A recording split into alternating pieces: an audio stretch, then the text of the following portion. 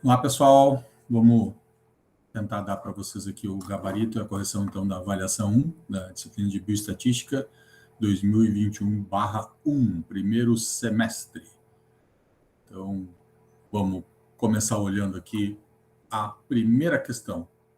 Bom, vocês estão vendo que a primeira questão, a primeira, a segunda e a terceira, na realidade, são relativas a esse abstract, né? Associação entre perda dentária e obesidade em adultos, no estudo de base populacional da revista Saúde Pública de 2012. Então, né, vocês leram ali o abstract, né, e aí vem a primeira pergunta. O que os autores deveriam fazer para ter certeza de que o parâmetro média utilizado nos resultados está adequado? Ou seja, essa pergunta envolve a testagem de normalidade. Para a gente ver como é que a gente testa se a variável em questão, né, ou as variáveis em questão estão dentro, né, do que a gente diz de distribuição normal, para a gente poder usar testes paramétricos, né, a gente tem que olhar a primeira coisa, número de sujeitos envolvidos na pesquisa, que a gente tem 1.720, um N bastante considerável. Então, né, isso dá uma ideia para a gente de qual teste pode ser utilizado. Vamos ver quais são as alternativas. Realizar um teste de Kolmogorov-Smirnov. Olha, parece interessante. É um teste poderoso e ajuda quando a gente tem esses tamanhos amostrais grandes, né? Teste de Shapiro-Wilk é uma possibilidade também, mas geralmente a gente utiliza para tamanhos amostrais pequenos. Observar o tamanho do desvio padrão em relação à média. Cara, pode ser, mas isso é a gente que faz quando a gente não tem acesso ao banco de dados, né? Como a pergunta envolve o que os autores deveriam fazer, eles têm acesso ao banco de dados, então eles deveriam calcular, né, a normalidade através de um teste normal. Então, a alternativa C acaba ficando meio de lado. Fazer uma análise bicaudal, absolutamente nada a ver com a questão, e fazer um teste Z. Não é exatamente esse o objetivo. Então, a resposta aqui da primeira seria a letra A, realizar um teste de Kolmogorov-Smirnov. Letra A. A segunda, o valor de 25,6 e 26,2 para o intervalo de confiança de 95% do índice de massa corporal em homens significa que, na realidade, uma pergunta teórica que quer saber o conceito de intervalo de confiança. Então vamos lá. A garantia plena de que o valor encontrado da média de 25,9 é exatamente esse? Não. A chance de 5% de que o valor da média esteja entre 25,6 e 26,2? Não. A chance de 95% de que o valor da média esteja entre 25,6 e 26,2? Parece que sim. Isso tem muito a ver com o conceito de intervalo de confiança. Como o nome diz, é um intervalo de valores onde há uma confiabilidade, onde há uma confiança de 95% de chance daquele valor, no caso a média, estar localizado. Então, letra C tem uma forte chance. A média encontrada tem distribuição normal? Absolutamente nada a ver. E a necessidade de verificar a curtose. Lembrando que a curtose é um dos parâmetros da distribuição normal, né? Então, não é por aí. Então, letra C na número 2. Número 3. Pelos dados do resumo, pode-se afirmar estatisticamente que o IMC dos homens é maior do que o das mulheres? Vamos voltar lá no resumo e vamos dar uma olhada. O IMC dos homens está aqui. A média de índice de massa corporal foi de 25,9 em homens e 25,4 em mulheres. Então, 25,9 em homens e 25,4 em mulheres. Voltamos à pergunta, vamos ver as alternativas. Sim, pois 25,9 é maior do que 25,4. Esse é o legítimo pega-ratão. Óbvio que 25,9 é maior que 25,4. Eu não ia fazer para vocês uma pergunta dessas numa disciplina de pós-graduação de bioestatística, né? Então, desculpe aí quem marcou, mas caiu na ratoeira, né? Sim. Letra B. Sim, pois o maior valor de intervalo de confiança está no intervalo relativo aos homens. Nada a ver com nada a ver. C. Não, pois os autores não descrevem o desvio padrão. Cara, mesmo que eles descrevessem o desvio padrão, né? O que está, vamos combinar, relativamente inadequado, deveria ter o desvio padrão, mas também não tem. Como eles botaram em intervalo de confiança, meio que quebra o galho, mas poderia ter o desvio padrão, mas não é essa a justificativa. Não, letra D, Dinamarca. Não, pois os autores não realizaram o teste paramétrico adequado. Ou letra E. Não, pois os autores não realizaram o teste não paramétrico adequado. Me parece uma dessas duas aqui, né? E aí, como é que a gente sabe se é teste paramétrico ou teste não paramétrico? É realmente pelos valores aqui, a princípio, a comparação de médias, a gente deveria usar teste paramétrico, né? Como não tem exatamente o desvio padrão, para a gente ter ideia se tem distribuição normal ou não tem distribuição normal, até pode ser que se precise usar um teste não paramétrico, certo? Mas a alternativa mais adequada seria usar um teste paramétrico, que a gente usa, por exemplo, para comparar médias, o teste T de Student. Se não houvesse distribuição normal, aí usaria um teste não paramétrico. Então, as pessoas que marcaram a letra D ou a letra E ganharão o correto, certo? Que realmente o abstract ele é insuficiente para a gente definir se tem distribuição normal ou não tem distribuição normal, né? Não foi realizado nenhum teste e não tem aqui nem o desvio padrão para a gente desconfiar. Então, vamos considerar a letra D e letra E aqui na terceira questão, ok? Bom, questões 4 e 5, na realidade é uma questão só, mas vale o dobro, né? Qual a diferença entre população e amostra? Bom, população é toda a definição, né, que vocês vão dar para aquele pessoal, para aqueles sujeitos, né, o termo mais correto, que vocês querem estudar na pesquisa de vocês, certo? Então, população de pacientes portadores de, sei lá, rabdomiólise, portadores de depressão, pacientes operados por mastectomia no centro da remimborta parafuseta. Isso é a população. Vocês definem a população pelos critérios de inclusão e de exclusão de vocês, certo? A amostra é uma parte dessa população, né? Isso é relativamente tranquilo. Então, eu peço depois, quando eu for corrigir, eu vou olhar os exemplos que vocês deram relativos aos seus projetos de pesquisa, né, aos seus próprios projetos de mestrado ou de doutorado, e também como será a amostragem, né? Ou seja, eu queria aqui que vocês definissem o método pelo qual, a logística pelo qual vocês vão colher os dados da amostra. A amostragem é como? A amostra é uma parte da população e a amostragem é como que a gente vai definir essa amostra. Como que a gente vai juntar as pessoas? Vai ser por quem chegar, chegou, o primeiro que chegar, vai ser por, vou sortear de tantos sujeitos possíveis, vou sortear alguns. Qual é o método, qual é a logística que vocês vão usar para definir a amostra de vocês? Tranquilo? Vamos adiante. As questões 6, 7 e 8 são relativas a essa tabela extraída de Pinto e colaboradores. Obsessive Compulsive Personality Disorder as a Predictor of Exposure and Ritual Prevention Outcome for Obsessive Compulsive Disorder, da Behavioral Research and Therapy, 2011. Então tem uma tabelinha, né, ali, legalzinho e tal, e aí tem algumas perguntas em cima dessa tabela. 6. Qual a alternativa que indica uma grande probabilidade das variáveis listadas não possuírem distribuição normal? Bom, aqui a gente, como a gente não tem acesso ao banco de dados desse trabalho, a gente acaba recorrendo àquela, né, dica de tamanho do desvio padrão em relação à média. Certo? Alguns autores consideram 50% como tamanho ideal, de 50% para menos, né? Alguns chegam até a 70% do tamanho da média. O desvio padrão não pode ser maior do que a média, certo? Então, a gente pega e dá uma olhada, né? Age at baseline, years, 37 com 13, beleza. A princípio, tem distribuição normal. Baseline Y-box. Nem precisa saber o que é Y-box, mas se quiserem saber, né? Tá ali na legenda. 25,7 e 4,7, beleza. A princípio, tem distribuição normal.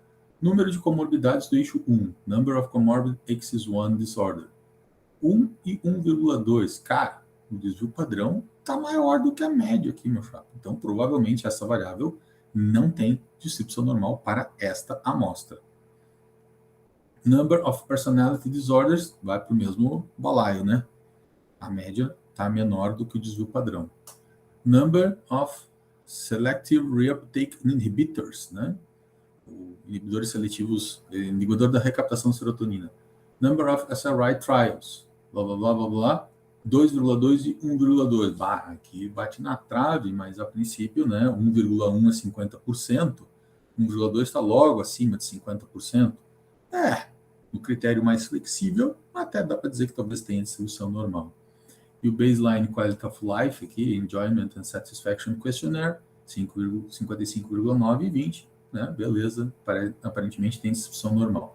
Então, vamos olhar quais são as alternativas. A. Age at baseline, baseline Y-box and baseline QL, de qualidade de vida ali, né? A princípio, todas essas têm distribuição normal, então não é a letra A. Number of comorbid e number of personality disorders. Beleza, a gente já viu ali em cima que essa aqui tem uma boa chance de estar correta. Number of comorbid, number of personality e number of SRI trials. Essa poderia ser um pega-ratão, né? Se a gente for pelo lado mais radical dos 50%, ele não teria distribuição normal, mas se a gente for pelo lado mais flexível ali dos 70%, né, o desvio para dentro do tamanho da média, ele periga ter distribuição normal.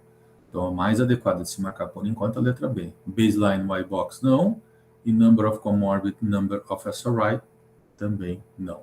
Então, na 6, a correta é a letra B de Brasil. Justificar a resposta da questão 6 é justamente explicar a regrinha essa, né, dos 50% ou 70% do tamanho da média. O desvio padrão não pode ser maior do que a média. No caso dessa tabela, só para lembrá-los, né, os autores descreveram de modo inadequado, então, essas duas variáveis. Elas não deveriam ser descritas através de média e desvio padrão. Como elas não têm distribuição normal, os parâmetros adequados seriam mediana, mínimo e máximo, por exemplo, ou mediana e os quartis. Certo? Questão 8. Caso uma das variáveis da tabela não possua distribuição normal, quais seriam os parâmetros de tendência central e de dispersão que você indicaria para os autores? Acabei de falar. Mediana, mínimo e máximo. Né? Dentre essas opções aqui, desvio padrão não, erro padrão também não, manteria a média não e média também não. Então, a única que nos resta é a letra A de Argentina. Número 9, questão 9. Apesar de o artigo ter sido publicado numa revista com fator de impacto 3,845, um bom fator de impacto, a gente adoraria que vocês publicassem em revistas com esse fator de impacto para cima, pode-se observar algumas imperfeições na elaboração estrutural da tabela. Aponte a alternativa que não exemplifica uma dessas imperfeições. Então, vamos dar uma olhadinha de novo na tabela, para vocês lembrarem, né? Aqui está a tabela, Sample Characteristics Baseline, legenda. Vamos ver quais são as alternativas e a gente fica voltando e olhando ali se for o caso. Não possui linhas verticais que fecham a tabela. Olha, isso é adequado para uma tabela. Quando a gente tem linhas verticais que fecham uma tabela, geralmente a gente tem um quadro ou uma grade. Né? Mas, a princípio, tabela, por definição, não tem linhas verticais, essa pode estar certa. O título está incompleto, sem dar a ideia do que será visto na tabela. Vamos dar uma olhada no título. Sample Characteristics at Baseline. Sample, que sample é esse? Que características são essas? Né? Então, cara, não sei que amostra do que é isso, muito menos que características são essas. Então, poderia, talvez o título mais completo pudesse ser assim, Obsessive Compulsive Patients, né, Disorder Patient Sample and, sei lá, Clinical Characteristics at Baseline. Ficaria mais completo. Então, essa realmente mostra que o título está incompleto, mas a gente quer a alternativa que não exemplifica uma dessas imperfeições. E esta é um exemplo da imperfeição. Há abreviações no cabeçalho da tabela que não têm significado na legenda. Caraca, vamos ver isso aqui. Há abreviações. Opa, até me esqueci qual é o. Há abreviações no cabeçalho da tabela que não tem seu significado na legenda. Aonde, cara? Ô, velho, ali, ó. M de média, SD de Standard Deviation. Mean Standard Deviation. Cadê isso aqui na legenda? Ai, professor, mas todo mundo sabe o que é média, o que é desvio padrão. É, mas o, o gráfico, ou a tabela, tem que ser 100% auto-entendíveis, auto-legíveis. Eu não precisaria de um texto para recorrer isso ou de conhecimento prévio para entender o que está escrito aqui. E se alguém não sabe o que é SD, não vai ficar sabendo que não está em lugar nenhum. Então, isso sim é uma imperfeição da tabela. Precisa ter todas as abreviaturas, todas as siglas precisam estar na legenda. Ah, mas todo mundo sabe. Não importa, tem que estar lá. O que abunda, neste caso, não prejudica. Há símbolos no corpo da tabela que não têm o seu significado na legenda. Vamos ver o corpo. Y-box, está ali? O Y-box está ali. SRI, está ali? Está ali. QL, está ali? Está ali. Tá, e o que não está ali, então? Ah, esse símbolozinho aqui. O que é esse joguinho da velha? Né? O que é um N? Né? O que é esse Nzinho aqui? Vocês têm ideia do que é esse Nzinho? Né? A gente tem ideia, né? Number e sample size, né? O valor absoluto. O N é o valor absoluto, beleza. Mas não está escrito aqui o que é o N, né? E nem aquele numberzinho ali, não. O joguinho da velha. Então, a alternativa essa também está imperfeita. A símbolos, tá certo, né? E todas as alternativas acima exemplificam imperfeições da tabela, não é verdade. Né? Então, número 9, letra A. Vamos para a questão número 10. Os testes estatísticos utilizados nos diversos delineamentos de pesquisa podem ser divididos em dois grupos, os testes paramétricos e os testes não paramétricos. Analise as alternativas, as afirmativas seguintes e assinale com V as verdadeiras e com F as falsas. Primeiro, os testes não paramétricos são mais sensíveis do que os testes paramétricos. Falsa. Ao contrário, né? São menos sensíveis. Segunda, ou seja, a primeira é falsa. Isso já nos deixa com a letra B, a letra C ou a letra E, certo? Os testes paramétricos podem ser usados com variáveis nominais. Não, variáveis numéricas. Variável nominal é nome da pessoa, cidade de onde ela veio, cidade de onde ela vai, né, o nome dos filhos. Então, a gente não vai usar teste paramétrico para avaliar isso, certo? Geralmente, aí o outro tipo de variável nominal, por exemplo, sexo. Sexo é uma variável, né, pode ser nominal. Masculino e feminino, tem dois grupos, mas eu não vou usar teste paramétrico para comparar isso, né?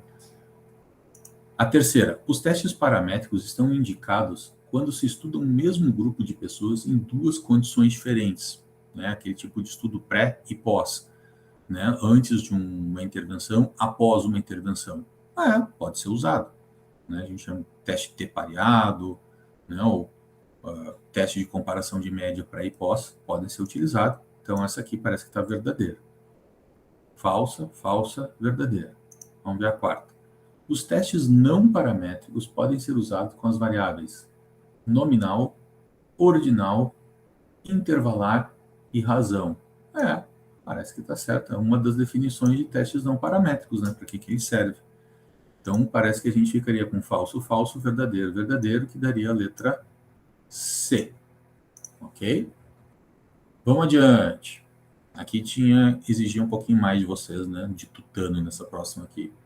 O quadro 1 abaixo representa os valores das idades em anos de 8 indivíduos selecionados para compor uma amostra utilizada em um determinado estudo experimental.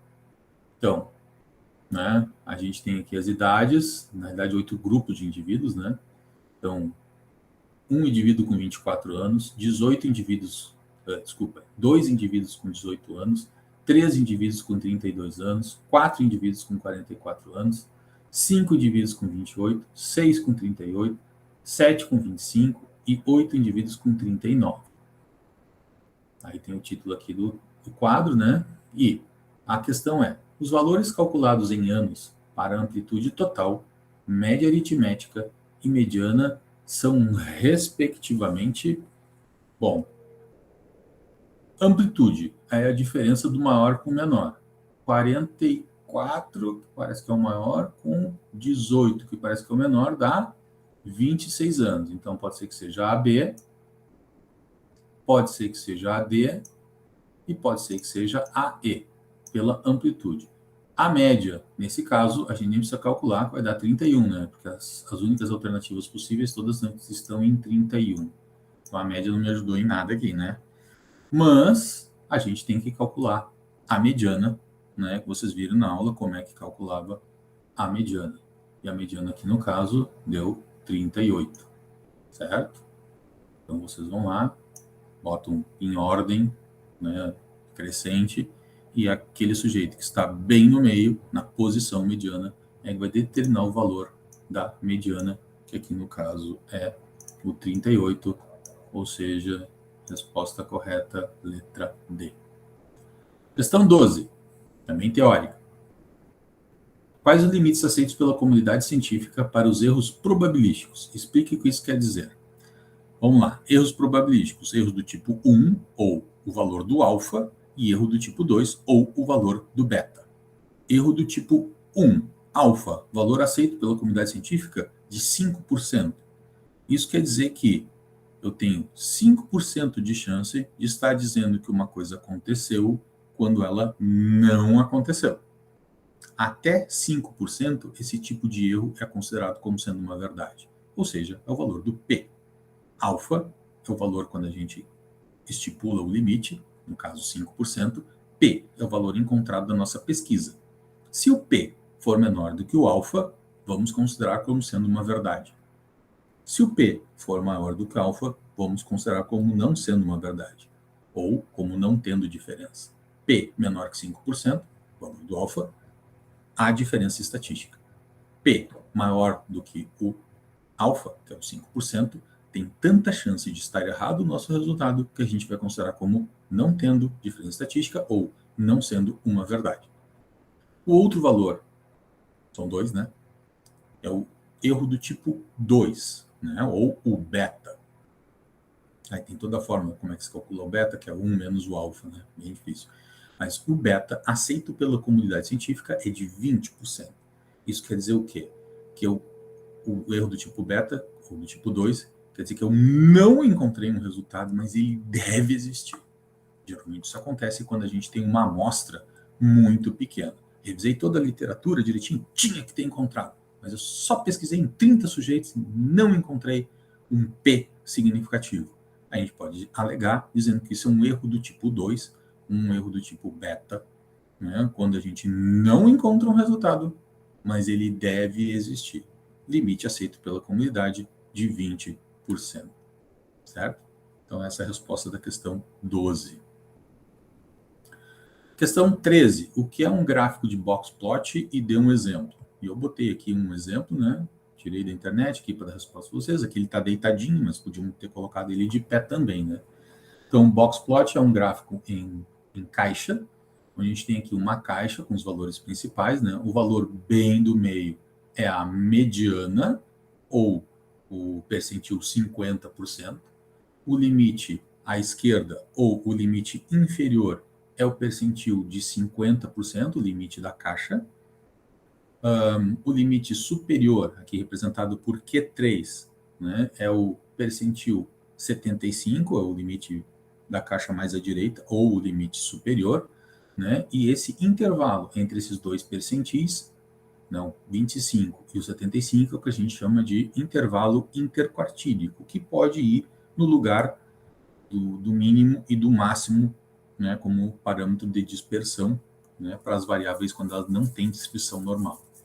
Bom, aí eu tenho uma linha, o limite esquerdo ou inferior dessa linha é o valor mínimo, e o limite mais à direita ou máximo dessa linha é o valor máximo. E essas bolinhas que estão aqui do lado de fora, verdinhas aqui, né, são representações de indivíduos, são fora do esquadro, ou outliers. Podem estar outlier para menos pode ter outlier para mais. Isso é um gráfico de box plot, certo? Quando quiserem definir, né? Mas eu botei o gráfico aqui só para ficar mais fácil para a gente entender. Bueno, agora são questões um pouco mais práticas, né? A questão 14 e a questão 15. Vamos lá. Como é que a gente faz isso aqui? Primeiro, para resolver, a gente precisa ter essa fórmula. Eu acho que eu disse para vocês que essa é a única fórmula que a gente vai aprender no curso, né? E depois eu gosto de desenhar, né? Então é bom que a gente tenha aqui o tal do desenho da nossa curva normal para ficar um pouco mais fácil, certo? Então a primeira coisa que você tem que fazer é tentar calcular o valor do Z.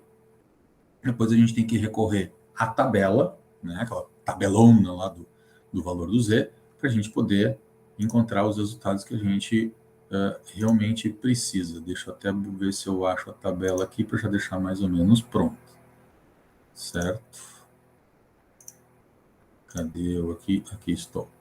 Bom, então vamos lá. Professores de enfermagem da UFSPA descobriram que numa turma de 30 alunos, cada estagiário tinha, em média, 5,2 pacientes, com desvio de 1,27, para atender por dia no Hospital Santa Rita.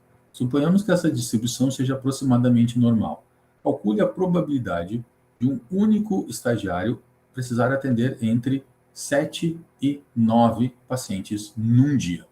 Bom, como aqui eu tenho dois valores, o 7 e o 9, eu tenho que calcular dois valores de Z, certo? Então, eu vou ter que calcular o Z1 e o Z2. Vamos ver se eu consigo botar aqui para vocês. Não tenho muita certeza de que eu vá conseguir, mas não custa eu tentar. Inserir, desenhar. Vamos ver se eu consigo com esta caneta aqui. Então, eu vou pegar o Z1 e vou calcular o valor do Z1 da seguinte maneira.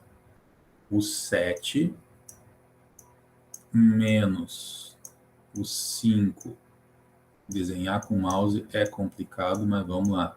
5,42 dividido pelo desvio padrão, que é o 1,27. Aí, se vocês não quiserem perder tempo, vocês peguem uma calculadora, tá? Como eu já fiz aqui, eu sei que isso vai dar, tá ruim ali, mas é 1,24, é o valor do Z1. E a mesma coisa eu vou ter que fazer para o valor do Z2. Só que em vez de botar o 9 lá, eu vou botar em vez de botar o 7, eu vou botar o 9, 5,42 dividido por 1,27, e isso vai dar, arredondando, 2,82.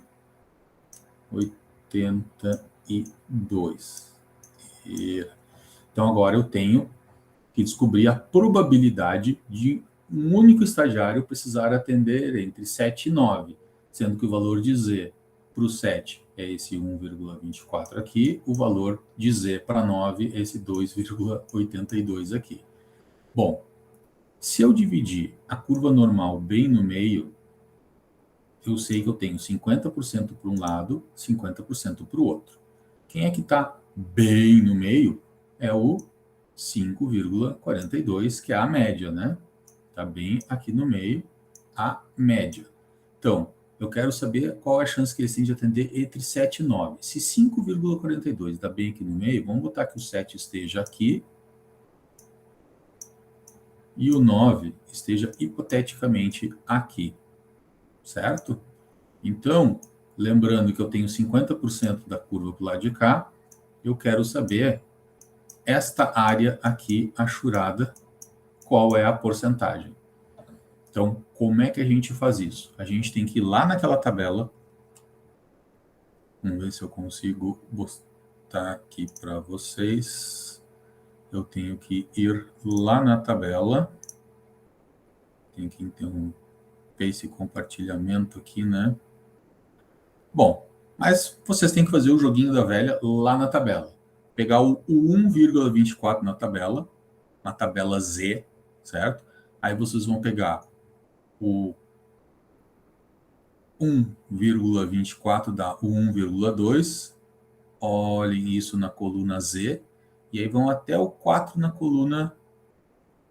na linha horizontal. E isso vai dar, acreditem em mim, 0,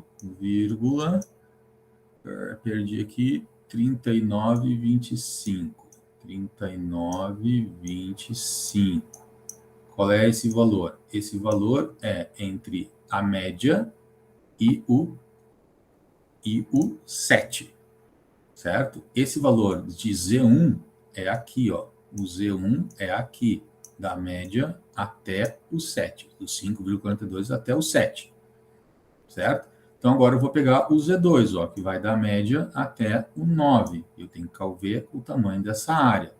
2,82. Eu vou lá, olho na tabela, 2,82 e dá, acreditem em mim, 0, vocês vão olhar depois na tabela, 82,49, 7,6, certo? Então, da média até o 9 dá 0,4976. Da média até o 7, 0,3925. O que a gente faz agora? A gente subtrai. Tira 0,49, até eu vou pegar a calculadora aqui. 0,49,76 menos 0,3925. Isso me dá o valor de aproximadamente 0,1051, que quer dizer aproximadamente 10, vocês podem botar só 10%, mas o valor correto seria 10,5%. Quem colocou 10%, aproximadamente 10%, tá certo. Vamos para a próxima, que é relativamente parecida com essa, né? Questão 15. Numa UTI, com 35 leitos, a média diária de pacientes usando antibiótico é de 19,2, com desvio de 4,56. Considerando essa distribuição aproximadamente normal, qual a probabilidade de ocorrerem menos de 10 pacientes usando antibióticos num único dia? O racional é relativamente o mesmo. Então, vou calcular o valor de Z. Olha que ficou feio esse negócio. Até vou riscar aqui, vamos de novo. O valor do Z, aqui é só um Z, né? Vai ser os 10 pacientes, que é o nosso valor-alvo, menos a média da população, a média da amostra, né? Menos a média da população. Lembrando que o X é a média da amostra, o μ é a média da população, dividido pelo desvio padrão, que é o 4,56. Isso vai dar, provavelmente, um número negativo. O 10, que eu me lembre, é menor do que o 19,2. Então, 10 menos 19,2 dá 9,2 dividido por 4,56. Isso vai dar menos 2, arredondando aqui, né? 0,02. Esse sinal de menos aqui, a única coisa que ele significa é que ele está para o lado esquerdo da curva, tá? Mas na tabela dos valores Z, vocês esqueçam o sinal, porque lá não tem sinal.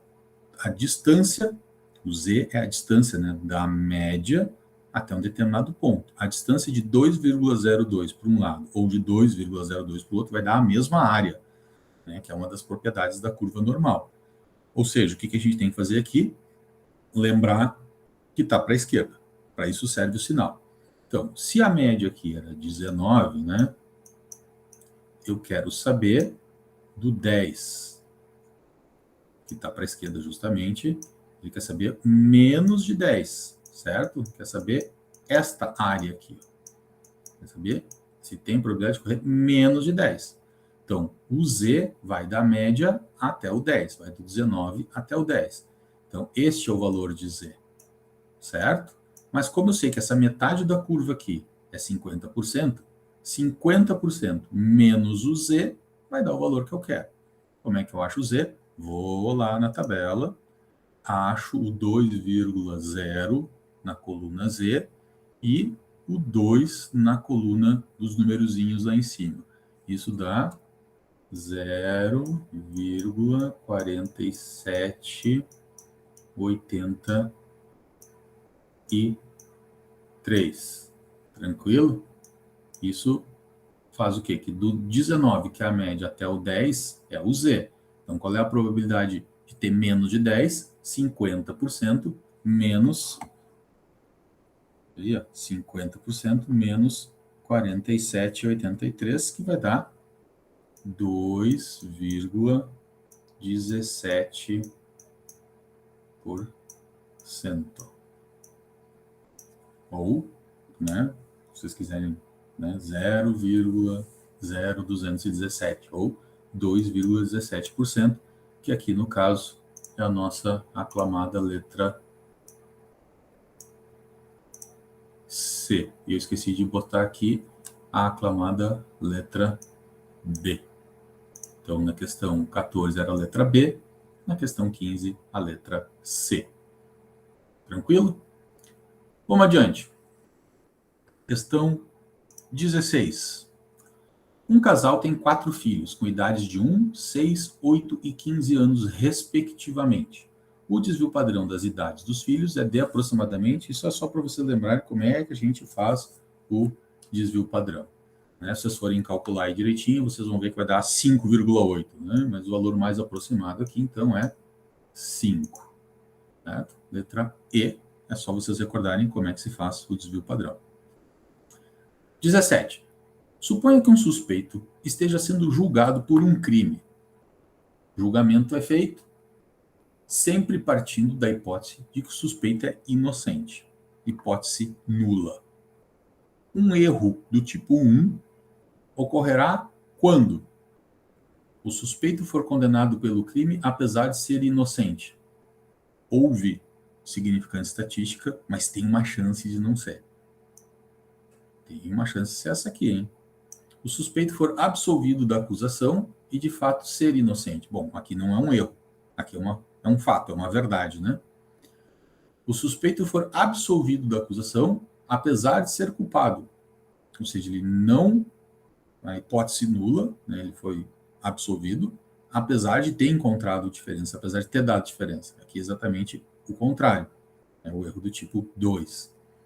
O suspeito for condenado pelo crime e, de fato, ser culpado. Aqui não há erro. Aqui é um acerto, né? E o suspeito for condenado pelo crime, independentemente dele ser ou não culpado. Cara, nem sei que tipo de erro é esse. Erro aleatório, né?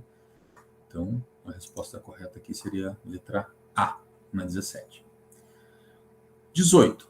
A média das idades de um grupo de 4 amigos é de 36 anos. E o desvio padrão é igual a 2. Daqui a 5 anos, a média e a variância, que no caso é o próprio desvio padrão, né, desse grupo serão iguais a... Bom, a média vai subir para 41 e o desvio padrão se mantém, né? Entende? O desvio, ele se mantém. O desvio não muda, porque são os mesmos amigos, né? Eles vão envelhecer juntos, né? Então o desvio acaba se mantendo o mesmo. Alternativa A. E nas questões 19 e 20, eu pedi para vocês descreverem o parágrafo de estatística do projeto de pesquisa de vocês, e se não for usar a metodologia quantitativa, né, descrever a metodologia qualitativa do projeto de pesquisa de vocês. Aqui era um jeitinho de dar um ponto aí para vocês, né, porque não tem certo, não tem errado, é o que vocês projetaram, né, para o trabalho de mestrado ou de doutorado de vocês. Certo, pessoal? Então, aí acabou de ser divulgado, então, o nosso gabarito e a nossa correção da prova. Um abraço a todos e terça-feira libero outra aula para vocês. Um abraço.